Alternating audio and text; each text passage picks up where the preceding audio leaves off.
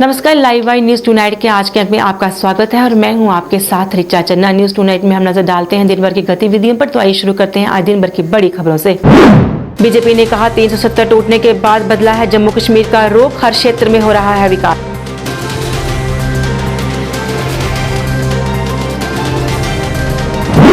जम्मू कश्मीर प्रदेश Congress committee ने की रोजगार 2 अभियान की शुरुआत, भाजपा पर साधा निशाना।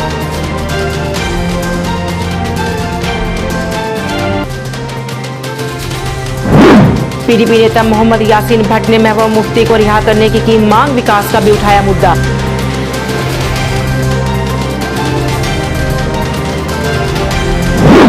और सांबा के सरपंचों पंचों ने जम्मू में किया प्रदर्शन, बैक टू विलेज कार्यक्रम को बताया मजाक।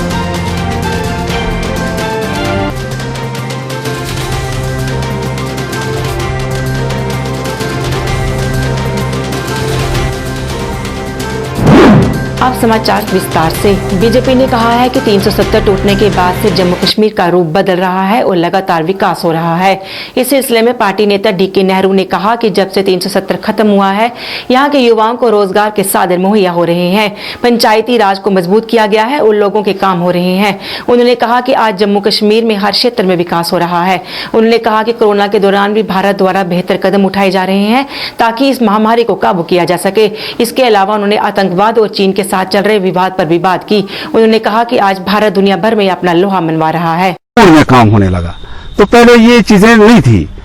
सरपंच को कोई पावर्स नहीं था, एक वार्ड मेंबर को कोई पावर्स नहीं था, बीडीसी को थे ही नहीं, तो अब तो बीडीसी भी बन गए, तो बीडीसी को पावर्स मिल गए। तो मैं चाहता हूँ जितने बीडीसी बने, इनको अगर फंड ज्यादा मिले तो ये काम कर सकते हैं। हर अपने वार्ड में, अपने ब्लॉक में तो काम कर सकते हैं, लोगों को रोजगार घर घर पहुंच जाएगा। तो पहले ये चीजें एमएलए के पास होती थी। एमएलए 35 करोड़ रुपया एमएलए को फंड्स मिलता था, तो वो ग्राउंड पे लगता ही नहीं था। तो न लोगों को पता लगता था कि इतनी स्कीमें हैं, एक एमएलए के पास इतनी चीजें हैं, वो नहीं मिलती थी। तो जो मोदी सरकार ने कर दिया, तो सरपंच तक 1-1 करोड़ रुपया सरपंच के अकाउंटों में आ गया। सरपंच ग्राउंड में इस वक्त काम हो रहा है। हर सरपंच एक हल्के में काम कर सकता है। जितने वार्ड 9 वार्ड हैं, 9 वार्डों में काम इस वक्त हर जगह चल रहा है। तो मुझे लगा कि जितना मोदी सरकार ने किया, तो ऐसा प्राइम मिनिस्टर आज तक कभी नहीं आया है। ये 70 साल के बाद हमने ये चीजें देखी कि पहले इसका नाम ही नहीं ये रखते थे। वहीं इस पर पार्टी नेता व महासचिव गुलाम सोफी ने कहा कि प्रधानमंत्री के विजन के तहत आज जम्मू कश्मीर के हर क्षेत्र में विकास हो रहा है, जो आज तक कभी नहीं हुआ था। उन्होंने पंचायत को और मजबूत करने के लिए पंचायतों में खाली पड़े स्थानों को भी भरने की मांग की, ताकि लोगों को ज्यादा से ज्यादा काम हो सके। उन्होंने कई और मुद्दों पर भी बात की। फैसला हो गया है पार्लियामेंट में, उससे हमारे जो बच्चे हैं, नौजवान पढ़े लिखे हैं, जो हमारे बाकी कॉलेजों में पढ़ते थे, उनको अच्छी नौकरियां मिलने का मौका मिला है। सरपंच का जो चुनाव हुआ है यहाँ पर, ये गैर जानिबदाराना अच्छी तरह से ये चुनाव हो गया है। दूसरा ये है कि ये जो डिसेंट्रलाइजेशन हो गया है यहाँ पर, ये एक बहुत बड़ी कामयाबी है। जो मोदी जी का विजन था वो बहुत आगे चल रहा है। आज भी लोग देख रहे हैं कि जो दुनिया के सारे मुल्कों में ये चल रहा है कि पंचायत राज सिस्टम मोदी जी ने किस तरह यहाँ पर इम्प्लीमेंट किया है, आगे हो रहा भी। हाँ, उनको 70 साल से आज रिजर्वेशन मिल गई है। इनको 70 साल पहले किसी को रिजर्वेशन नहीं दी है। पहाड़ी जो थे उनको रिजर्वेशन मिल गई, गुजर बकरवाल थे उनको रिजर्वेशन मिल गई है, जो ST SC है तो उनको रिजर्वेशन मिल गई है। ये एक नया कश्मीर है, नया कश्मीर के रूप से ये वजूद में आ रहा है। जम्मू कश्मीर प्रदेश कांग्रेस कमेटी द्वारा आज रोजगार 2 अभियान की शुरुआत की गई। इस दौरान national incharge of Indian Youth Congress Krishna Allavaru मुख्य तौर से उपस्थित थे। कार्यक्रम में प्रदेश कांग्रेस के अध्यक्ष GA मीर, वरिष्ठ नेता रमन भल्ला व अन्य नेता भी मौजूद रहे। इस दौरान कृष्णा अलावारू ने प्रधानमंत्री पर निशाना साधा और कहा कि प्रधानमंत्री द्वारा बातें तो बड़ी बड़ी की जाती है, पर जमीनी सतह पर इन्हें अमली जामा नहीं पहनाया जाता। उन्होंने इस अभियान के बारे में जानकारी दी और कार्यक्रम में अभियान के पोस्टर का विमोचन भी किया गया। आप सबके द्वारा मोदी जी से है, 50 दिन मांगे थे नोटबंदी के समय पर कि देश को, जनता को बताएंगे कि नोटबंदी से क्या फायदा हुआ। 50 दिन गए, साल गए, अब लगभग 4 साल होने को हैं। 4 साल मतलब 50 महीने होने को हैं। अगर किसी को कोई फायदा हुआ तो जिस तरह से 8 नवंबर 2016 को मोदी जी 8 बजे टेलीविजन पर आकर उन्होंने नोटबंदी का घोषणा किया, वो आकर आज बताएं, जवाब दें, हिसाब दें कि नोटबंदी से कितने नौकरियां मिली, कितना काला धन वापस आया, किसको फायदा हुआ, कितना फायदा हुआ, कब हुआ। जवाब नहीं है, हिसाब नहीं है, मुंह छुपाकर भागते हैं, बकवास करते हैं। भारत में कोरोना महामारी क्यों बढ़ रही है? ऐसी क्या बात हो गई कि जो बाकी सरकारों ने करके दिखाया, मोदी सरकार कर नहीं पा रही? बाकी प्रदेशों में, बाकी देशों में अर्थव्यवस्था को बचाने का सही समय पर सही कदम लेकर उन्होंने विकास दर को गिरने से बचाया। सारे देशों ने बचाया। दुनिया के 20 बड़े देशों में इतनी अर्थव्यवस्था और विकास दर की गिरावट नहीं हुई जितना हिंदुस्तान में हुई। बिजनेस चलता था 2008 और 9 में दुनिया भर में बहुत भयंकर फाइनेंशियल क्राइसिस आया था। बड़े बड़े देश की आर्थिक रीढ़ की हड्डी टूट गई थी। हिंदुस्तान फिर भी बच के रहा था क्योंकि कांग्रेस और मनमोहन सिंह जी ने सही समय पर सही कदम उठाया था। ऐसी विपरीत परिस्थितियों में भी हिंदुस्तान को बचाकर रखने वाले कांग्रेस पार्टी और डॉक्टर मनमोहन सिंह को कोई नहीं कह सकता कि आपने देश को मोदी जी की तरह बर्बाद कर छोड़ दिया। पीडीपी के वरिष्ठ नेता मोहम्मद यासीन भट्ट ने सरकार से महबूबा मुफ्ती सहित सभी राजनीतिक बंदियों को रिहा करने की अपील की।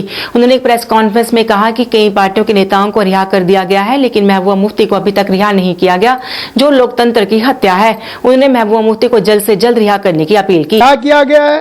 वो अपने पार्टी के लीडरों से मिलता है, वो अपने पार्टी के लीडरों से बात करता है।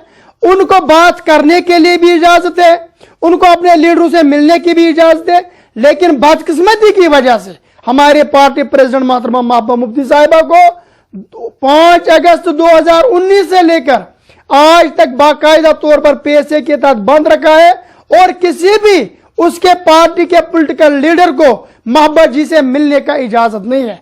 मैं एलजी सरकार से अदबन गुजारिश करता हूं कि जल्द अज जल्द हमारे पार्टी प्रेसिडेंट मोहतरमा महबूबा मुफ्ती साहिबा को रिहा किया जाए। प्रेस कॉन्फ्रेंस के दौरान उन्होंने चडोरा उप जिला में विकास की बात की और कहा कि चडोरा में 110 गांव में विकास की कमी है। उन्होंने चडोरा में शिक्षा, स्वास्थ्य और अन्य क्षेत्रों में विकास की कमी का मुद्दा उठाया और उपराज्यपाल प्रशासन से इस ओर ध्यान देने की अपील की। डिस्ट्रिक्ट है, इसमें डेवलपमेंट का कोई नामो निशान नहीं है। मैंने चाडोरा कॉन्स्टिट्यूंसी के कम से कम 110 विलेजेस है जहां पे हमने उन विलेजेस के जिम्मेदारों को through WhatsApp call, through video conference call, सब एरियाज पे हमने चेक किया है। तो कंप्लीटली इस 110 विलेजेस के जितने भी रोड से, चाहे मेन रोड से या चाहे इसके लिंक रोड से, मेन रोड्स भी इनके खत्म है, लिंक रोड्स भी इनके खत्म है और ड्रेनेज का कहीं नामो निशान ही नहीं है। और जो श्रीनगर, चरारी शरीफ और चरारी शरीफ से यूसमर्ग का रोड है, यह भी बिल्कुल खस्ता हाल है। मेरी एलजी सरकार से मोहतबाना गुजारिश है कि जो आज सांबा जिले के पंचों सरपंचों ने बैक टू विलेज को लेकर जम्मू में प्रदर्शन किया। उनका कहना था कि बैक टू विलेज कार्यक्रम केवल एक मजाक है, क्योंकि पहले जो 2 चरण इसके तहत हुए हैं उसके भी कोई काम आज तक नहीं हुए। उन्होंने कहा कि जब तक पहले 2 चरणों के ही काम नहीं हुए तो बैक टू विलेज का तीसरा चरण शुरू करने की क्या जरूरत है। उन्होंने पंचायतों का बकाया पैसा देना और 73 संशोधन एक्ट लागू करने की भी मांग की। मत बनाओ, मत बनाओ, मत बनाओ। पंचायतों के साथ भेदभाव करना बंद करो, बंद करो, बंद करो। 73वां संशोधन लागू करो, लागू करो। 73वां संशोधन लागू करो। टोटल बैक टू विलेज, दो बैक टू विलेज 1 और बैक टू विलेज 2 हो चुके हैं। ऑन ग्राउंड उनका अभी हम कहें 10% भी एप्लीकेबल नहीं हुए हैं। जो हमें बड़े बड़े वादे पहले दिखाए गए थे कि अब गांव पे जाके ऑन ग्राउंड देखा जाएगा कि पंचायतों का सशक्तिकरण किया जाएगा, तो ये अभी तक एक ढकोसला रह गया है, क्योंकि ऑन ग्राउंड कोई भी काम नहीं किए गए। अगर हम बैक टू विलेज 1 की काम करें, जो हमने प्रायोरिटी की लिस्ट दी थी, आज तक उस लिस्ट को भी चेक नहीं किया गया कि उसमें से कितने काम हुए हैं और नहीं हुए। एक भी काम उसमें से नहीं है। जो एक 5 लाख का वादा किया गया था, कई पंचायतों में वो काम हुए हैं, जिनके काम हुए उनकी पेमेंट नहीं आई है और कईयों के तो काम ही नहीं हुए। उसके बाद बैक टू विलेज 2 हुआ, बैक टू विलेज 2 में भी जो काम लिखवाए गए थे उनमें से अभी भी एक भी काम नहीं हुआ, ना ही उसके एस्टिमेट्स पास हुए हैं। तो ये इतनी जल्दी बैक टू विलेज 3 किया जा रहा है, तो पहले हम ये रिक्वेस्ट करते हैं कि पहले आप बैक टू विलेज 1 और 2 की हमें फीडबैक रिपोर्ट दीजिए। आप वो चेकलिस्ट चेक कीजिए, जो हमने प्रायोरिटी पे काम नोट करवाए थे उनमें से कितने काम हुए हैं, अगर नहीं हुआ पहले उनको पूरा किया जाए, उसके बाद बैक टू विलेज 3 जैसे प्रोग्राम लॉन्च किए जाए। ये सिर्फ अदरवाइज लोगों को बेवकूफ बनाने वाली बात है, जैसे बोला जा रहा 10 लाख दिया जा रहा, अगर ये 10 लाख सच में दिया रहा, पहले पेंडिंग वाले काम किए जाए, उसके बाद 10 लाख की बात की जाए। ये सिर्फ लोगों को चीट किया जा रहा है और कुछ नहीं किया। पीएचई यूनाइटेड फ्रंट के अध्यक्ष तनवीर हुसैन ने आज फ्लोरिकल्चर डिपार्टमेंट में काम कर रहे डेली वेजर से मुलाकात की, जिसके बाद पत्रकारों को जानकारी देते हुए बताया कि उन्हें फ्लोरिकल्चर डेली वेजर का भी समर्थन मिला है। तनवीर हुसैन ने बताया कि अपनी मांगों को मनवाने के लिए उनके द्वारा अभियान शुरू हो गया है, जिसके तहत जगह जगह प्रदर्शन होंगे और अगर तनवीर हुसैन ने बताया कि अपनी मांगों को मनवाने के लिए उनके द्वारा अभियान शुरू हो गया है, जिसके तहत जगह जगह प्रदर्शन होंगे और अगर 23 सितंबर तक उनकी मांगे पूरी नहीं हुई तो उनके द्वारा उग्र प्रदर्शन होगा, जिसकी जिम्मेदारी प्रशासन की होगी। उनकी मांगों में मिनिमम वेजेस एक्ट लागू करना, नियमित करना, लंबित जो पूरी पार्कों के रख रखाव करते हैं और इनको बेचारों की काफ़ी बुरी हालत है, सैलरी नहीं है और कोई अभी इनका केसेस जो हैं वो अभी फाइनल नहीं हुए। तो 23 तारीख को जो हमने स्ट्राइक की कॉल दी है उसको उनका पूरा समर्थन है और आज जो है यहाँ पे हमने इसका ऐलान भी किया है। कल हमारा सांबा में प्रोग्राम होगा और कल ही कठुआ में 1 बजे के बाद होगा और परसों हमारा संडे को बिलावर में होगा और एक कैंपेन आज हमने शुरू कर दी है और 23 तारीख तक अगर सरकार ने हमारे मुद्दे हल नहीं किए और भी ज्यादा उग्र प्रदर्शन अगर होगा उसकी जिम्मेदारी यहाँ पे सरकार की ऑर्गेनाइजेशन की होगी। डिमांड क्या है? डिमांड हमारी यही है कि 94 के बाद जितने भी किस्म के वर्कर जितने डिपार्टमेंटों में लगे हैं उनके लिए कंप्रिहेंसिव पॉलिसी का ऐलान किया जाए। उनके लिए जो है जो मिनिमम वेज एक्ट 2019 बाकी यूटीज में लागू है वो यहाँ पे लागू किया जाए और 520 को हटा के SRO 64 को यहाँ पे इम्प्लीमेंट करके यहाँ के तमाम लोगों का जो है वो राहत दी जाए। अगर ये सारी चीजें वक्त पे नहीं होती तो सरकार टकराव का रास्ता अपना चाहती है तो हम भी अब टकराव के लिए तैयार है और इस टकराव में कोई मिस हैपनिंग होती है तो उसकी जिम्मेदारी सरकार की रहेगी। पीएचई यूनाइटेड फ्रंट के अध्यक्ष तनवीर हुसैन ने आज फ्लोरिकल्चर डिपार्टमेंट में काम कर रहे डेली वेजर से मुलाकात की, जिसके बाद पत्रकारों को जानकारी देते हुए बताया कि उन्हें फ्लोरिकल्चर डेली वेजर का भी समर्थन मिला है। तनवीर हुसैन ने बताया कि अपनी मांगों को मनवाने के लिए उनके द्वारा अभियान शुरू हो गया है, जिसके तहत जगह जगह प्रदर्शन होंगे और अगर 23 सितंबर तक उनकी मांगे पूरी नहीं हुई तो उनके द्वारा उग्र प्रदर्शन किया जाएगा, जिसकी जिम्मेदारी प्रशासन की होगी। उनकी मांगों में मिनिमम वेजेस एक्ट लागू करना, नियमित करना, लंबित वेतन जारी करना व अन्य मांगे शामिल हैं। जो आपके साथी इन बागू शागू में जो यहाँ बैठते हैं इनको पार्कों को देखते हैं अगर उनकी आज हाल क्या है बाकी काफ़ी मेरे साथ जुड़े थे कोई यहाँ उस टाइम से मेरा जम्मू वेस्ट असेंबली मूवमेंट द्वारा आज रोजगार को लेकर प्रदर्शन किया गया। प्रदर्शनकारियों ने सरकार के खिलाफ नारेबाजी की। मूवमेंट के अध्यक्ष सुनील डिम्पल का कहना था कि सरकार द्वारा जम्मू कश्मीर के युवाओं के लिए कई रोजगार नीति नहीं बनाई गई है। उनका कहना था कि नौकरी के लिए आवेदन मांगे जाते हैं और आवेदन भरने के बाद कोई इंटरव्यू या परीक्षा नहीं ली जाती, जिससे युवाओं को भारी परेशानी झेलनी पड़ती है। सुनील डिम्पल ने सरकार से रोजगार नीति बनाने और डोमिसाइल वापस लेने की मांग की। डोमिसाइल सर्टिफिकेट वापस लो, बेरोजगारी बेरोजगारी डेली वेजरों को पक्का करो। वो इस बात को लेकर के कर रहे हैं उपराज्यपाल साहब, जम्मू कश्मीर सरकार की कोई रोजगार नीति नहीं है। ये एक तरफ से बेरोजगार नौजवानों के फॉर्म भरवाती है, करोड़ों रुपया इकट्ठा करती है और फिर उसके बाद जितनी भी पोस्टें होती हैं वो विड्रॉ कर ली जाती हैं और बेरोजगार नौजवानों जो जूनियर असिस्टेंट की पोस्ट, स्टोर कीपर की पोस्ट, तमाम विभागों की पोस्ट बच्चे करोड़ों रुपया खर्च करके फॉर्म्स भरते हैं। सरकार उन फॉर्म्स का ना तो रिटन टेस्ट लेती है, ना इंटरव्यू लेती है और ना ही उनके पैसे वापस करती है। इसी बात को लेकर के हम आज प्रदर्शन कर रहे हैं कि डोमिसाइल सर्टिफिकेट को वापस लिया जाए। ये बाहरी राज्य के नौजवानों को जम्मू कश्मीर की सरकारी नौकरियों में नौकरियां देता है और इसी बात को लेकर के आज हम प्रदर्शन कर रहे हैं। सिविक सफाई कर्मचारी यूनियन द्वारा आज अपनी मांगों को लेकर प्रदर्शन किया गया। प्रदर्शनकारियों ने नारेबाजी कर नाराजगी जताई। यूनियन के प्रधान देवानंद गिल का कहना था कि वे पिछले काफी समय से अपनी मांगों को लेकर संघर्ष कर रहे हैं, पर नगर निगम द्वारा उनकी मांगों की तरफ कोई ध्यान नहीं दिया जा रहा। यहाँ तक कि नगर निगम के कमिश्नर उनसे मिलने को भी तैयार नहीं है। देवानंद गिल ने कहा कि इसके द्वारा ये फैसला किया गया है कि वो 28 सितंबर को अपने वार्ड में काम छोड़ हड़ताल करेंगे। उनकी मांगों में ऐप अटेंडेंस बंद करना, नगर निगम को रीऑर्गेनाइज करना, दिहाड़ी बढ़ाना और अन्य मांगे भी शामिल हैं। मुलाजिम एकता जिंदाबाद, जिंदाबाद, जिंदाबाद। मुलाजिम ड्यूटी जिंदाबाद, जिंदाबाद, जिंदाबाद। मुलाजिम एकता जिंदाबाद, जिंदाबाद, जिंदाबाद। मुलाजिम एकता जिंदाबाद, जिंदाबाद, जिंदाबाद। जो हमसे टकराएगा, जो हमसे टकराएगा, जम्मू सिटी में आने को तैयार हो जाएगी। हम हड़ताल के हक में नहीं है। यूनियन ने यूनानी मसली ये डिसाइड किया है कि जो हमारे मुद्दे हैं, पहला मुद्दा पूरे ऑल ओवर इंडिया में, पूरे ऑल ओवर जम्मू कश्मीर में ऐप की हाजिरी नहीं है, सिर्फ म्युनिसिपल कॉरपोरेशन में। ये हम पर बहुत बड़ा जुल्म डाला जा रहा है। 30 तारीख को हमारा नोटिस ये खत्म होता है, लेकिन 26 को छुट्टी है, 27 को एतवार है, 28 को हम काम छोड़ हड़ताल हर वार्ड में, अपनी अपनी वार्ड में काम नहीं करेंगे।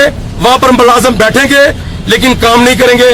आपके माध्यम से ये अपील करते हैं हम ऑल पॉलिटिकल पार्टी से, एडमिनिस्ट्रेशन से, ऑनरेबल लेफ्टिनेंट गवर्नर से, चीफ सेक्रेटरी साहब से, कि अगर हमारी मांगों के ऊपर फौरी तौर पे गौर ना किया तो 28 तारीख से हम काम छोड़ हड़ताल सफाई कर्मचारी यूनियन जा रही है, लेकिन उसकी जो जिम्मेदारी होगी वो एडमिनिस्ट्रेशन की होगी। जम्मू के वार्ड नंबर 51 में आज पार्क का उद्घाटन किया गया। ये उद्घाटन वार्ड के पार्षद राजकुमार द्वारा किया गया। इस दौरान उनके साथ वार्ड नंबर 50 की पार्षद नीना गुप्ता व अन्य गणमान्य लोग भी मौजूद रहे। पार्षद राजकुमार का कहना था कि 25 लाख की लागत से इस पार्क को बनाया गया है, पर इसकी देखभाल करना लोगों की भी जिम्मेदारी होगी। वहीं इस दौरान मौजूद वार्ड नंबर 50 की पार्षद नीना गुप्ता ने कहा कि लोगों को पार्क की देखभाल में अपना योगदान देना चाहिए ताकि पार्कों का रख रखाव हो सके। इससे हमें 25 लाख रुपए मिले हैं, उसी में काम इन्होंने पार्क में काम शुरू किया है। मुझे भी 25 लाख का मिला है पार्क, मैं भी जल्दी से काम शुरू करूंगी। मैं लोगों को अपील करती हूँ कि जो पार्क बनाई जाती है उसकी मेंटेनेंस का ध्यान रखें ताकि पार्क हमारी हरियाली रहे। हमारे मोदी जी का नारा है सबका साथ सबका विकास, इसके साथ ही हमारे सारे सीनियर लोगों का भी मैं धन्यवाद करती हूँ जो यहाँ आए हैं। का निर्माण शुरू किया है। ये 25 लाख रुपया सरकार की तरफ से हमें मिला था। एक पार्क हम नीचे टावर वाला पार्क जो हमने स्टार्ट किया हुआ है और दूसरा पार्क जो सेक्टर 1 में है। मैं जितने भी हमारे सीनियर लोग यहाँ पर आए हुए हैं इनसे यही अपील करूँगा कि पार्क बनने के बाद मेंटेनेंस जो है वो सरकार नहीं कर पा रही है, ये आप खुद ध्यान रखें, क्योंकि पहले भी ये पार्क इन्होंने संभाला हुआ था। इसी के साथ में ज़्यादा कुछ ना कहते हुए सरकार से एक और अपील करूँगा। हमने ये ट्यूबवेल जो था कुछ 7 साल पहले अप्रूव कराया था, लेकिन किसी कारण बस ये चल ना सका, डिफंक्ट डिक्लेयर किया हुआ है सरकार ने, पीएचई डिपार्टमेंट ने। मैं उनसे भी अपील करूंगा अगर ये चल सकता है तो उसको चलाएं, नहीं तो इसको उखाड़ कर फेंक दें, क्योंकि हमारे पार्क का काफ़ी सारा एरिया इन्होंने कवर किया हुआ है। अगर ये नहीं चल सकता तो इसको उखाड़ें। मैं गवर्नर साहब से भी मिलने जा रहा हूँ, मैंने टाइम लिया उनसे, अगली दफ़ा जब आएंगे उनसे भी मैं यही सवाल करूँगा कि ये पार्क हमारा इसकी वजह से खराब हो रहा है, अगर जिन डिफेंट किया हुआ है इसको उखाड़ कर बाहर फेंके। मैं सभी लोग जितने हमारे सेक्टर 1 के आगे पीछे के जो लोग जहाँ पर आए हुए हैं उनसे यही निवेदन करूंगा, जिस दिन मुझे टाइम मिला गवर्नर साहब से मेरे साथ ये भी चलें और पूरे का पूरा जो अपनी वार्ड का 50 नंबर वार्ड का जो भी मसला हो हम जहाँ वहाँ पर इकट्ठे उसको प्रोजेक्ट करेंगे। कृषि विभाग द्वारा किसानों के फायदे के लिए कई कदम उठाए जाते हैं। इसी को लेकर किसानों के लिए नई किस्म की खाद तैयार की गई है जो केवल पानी, दही, चावल और गुड़ से तैयार होती है और इसे तैयार होने में 7 दिन का समय लगता है। इस तरह की नई खाद के बारे में विभाग द्वारा जानकारी दी गई और कहा गया कि इस खाद के इस्तेमाल से सब्जियों की फसल काफी बेहतर होगी और किसानों को फायदा होगा। अपने किसान भाइयों को अवेयर किया था कि जहाँ पे पंचगव्य की डेमोन्स्ट्रेशन दी थी, उसके बाद बायो इंसेक्टिसाइड की डेमोन्स्ट्रेशन दी थी, उसके बाद अजोला की डेमोन्स्ट्रेशन दी थी। आज हम जो डेमोन्स्ट्रेशन देने जा रहे हैं, आज हमने क्या किया कि ऑल इन वन फर्टिलाइजर जिसको हम बोलते हैं कि एक ही फर्टिलाइजर बनाना जो फंजीसाइड का भी काम करेगा, एंटीसेप्टिक का भी काम करेगा और इंसेक्टिसाइड का भी काम करेगा। हम अपने किसान भाइयों को कहना चाहते हैं कि इसमें हमने क्या किया, सबसे पहले इसमें 15 लीटर हमने पानी लेना है, ड्रम लेना है, ड्रम में पानी डालना है। उसके बाद हमने इसमें क्या किया, उसमें हमने कोई आधा किलो दही डालना है। दही क्यों डाला किसान भाइयों, उसमें कैल्शियम होता है भरपूर मात्रा में और उसमें लैक्टोबैसिलस बैक्टीरिया जो होता है, जीवाणु हो, वो उसमें काम करता है। उसके बाद हमने गुड़ का चुनाव करना है, आधा किलो हमने इसमें गुड़ डालना है। गुड़ क्यों डाला मैंने, क्योंकि गुड़ जो है वो स्टिकर का काम करेगा उसमें कैल्शियम, मैग्नीशियम, फास्फोरस और माइक्रोबियल एक्टिविटीज जो होती हैं वो गुड़ के कारण हमारी जो वो तेज होती हैं, उसको बढ़ोतरी मिलती है। उसके बाद हमने इसमें बॉइल्ड राइस का इस्तेमाल किया। जो चावल बने होते हैं जो घर में हम बनाते हैं वो बॉइल्ड राइस इसमें मैंने कोई 250 ग्राम इसमें लिए। वो क्यों लिए? क्योंकि उसमें बॉइल्ड राइस में नाइसिन, थाइमिन, फोलेट और ये न्यूट्रिएंट जो हैं वो इसमें भरपूर मात्रा में पाए जाते हैं, जो हमारी क्रॉप्स के लिए काफ़ी बेनिफिशियल होते हैं। उसके बाद इसमें मैंने जीस्ट पाउडर का इस्तेमाल किया। जीस्ट पाउडर का इस्तेमाल इसलिए किया, मैं अपने किसान भाइयों को आपके माध्यम से कहना चाहता हूँ, तो हमारा किसान भाई जानता भी है वो फर्मेंटेशन का काम करता है। ये सारी चीज़ें मैं एक एक करके ड्रम में डालूंगा। पहले पानी डालूंगा, फिर उसके बाद दही डालूंगा, फिर मैं गुड़ का इस्तेमाल करूंगा, फिर मैं चावल का इस्तेमाल करूंगा, फिर मैं जीस्ट पाउडर का इस्तेमाल करूंगा। ये सारी चीज़ें डाल के ये अल्कोहलिक फर्मेंटेशन, इसमें जो प्रोसेस होगा वो अल्कोहलिक फर्मेंटेशन होगी। उसमें हमने क्या करना है, 5 दिन इसको थोड़ा सुबह और शाम को हिलाना है। 7 दिन में हमारी जो ये मेडिसिन जिसको मैं बोल रहा हूँ ऑल इन वन फर्टिलाइजर, वो हमारा तैयार हो जाएगा। तो उसके बाद हमने क्या करना है, 1 लीटर के हिसाब से एक पंप में डाल के हम इसकी जो डोसेज है वो 1 लीटर एक पंप में डाल के हमारा किसान भाई जो है वो विभिन्न फसलों में जो क्रॉप्स की मैं बात करूं उस पर इसका छिड़काव कर सकता है। जैसे हम गोभी की बात करें, जैसे जल गलन की प्रॉब्लम होती है, जहाँ स्टॉक राट की प्रॉब्लम होती है, और जैसे मैं कड़म की बात करूं, और जो रबी में अभी जो हमारी वेजिटेबल क्रॉप चलेंगी, अगर उनमें कोई फफूंदी नाशक या फंजीसाइड की कोई प्रॉब्लम आती है तो हमारा किसान भाई इन चीज़ों का भी इस्तेमाल कर सकता है। बारामूला जिले के दारुल उलम श्री में कोविड-19 के संबंध में जम्मू और कश्मीर एड्स कंट्रोल सोसाइटी द्वारा दारुल उलम श्री और कोविड-19 कंट्रोल रूम के सहयोग से जागरूकता कार्यक्रम आयोजित किया गया। इसमें लोगों को कोरोना के प्रति जागरूक किया गया और इससे बचाव के बारे में जानकारी दी गई। एडीसी बारामूला ने सभी से प्रशासन द्वारा एसओपी का पालन करने और नियमित रूप से फेस मास्क पहनने और हैंड सैनिटाइजर का इस्तेमाल करने के लिए अनुरोध किया ताकि महामारी से सुरक्षित रहा जा सके। उन्होंने कहा कि महामारी को संयुक्त प्रयासों से ही हराया जा सकता है और इस संबंध में लोगों का सहयोग करना बेहद जरूरी है।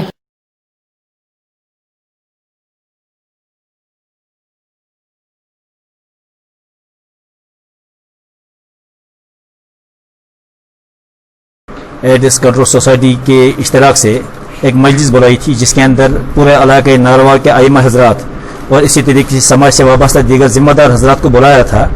और इसके अंदर बारामूला और दीगर यानी तहसील उड़ी और मुनिया से भी चंद जिम्मेदार हजरात आए और आइमा हजरात आए थे। तो आज ये मजलिस इस हवाले से बुलाई गई थी ताकि इन आइमा हजरात और उलमा हजरत के ज़रिए से अवाम तक यह पैगाम जाए कि इस वक्त जो पूरी दुनिया के अंदर एक वबा फैली हुई है जिसको हम कोविड-19 के नाम से पुकारते हैं, इससे कैसे बचा जाए। शरीयत इस्लामिया की इस सिलसिले के अंदर क्या हिदायत हैं और इस वक्त पूरी दुनिया के अंदर जो एक लॉकडाउन का सिस्टम चला हुआ है, इस हवाले से इस्लाम हमें क्या कहता है। तो इस सिलसिले के अंदर हमने कोशिश की कि यहाँ पर मौजूद अपने सामीन को बता दें कि इस्लाम भी एहतियाती तदाबीर को इख्तियार करने का हुक्म देता है।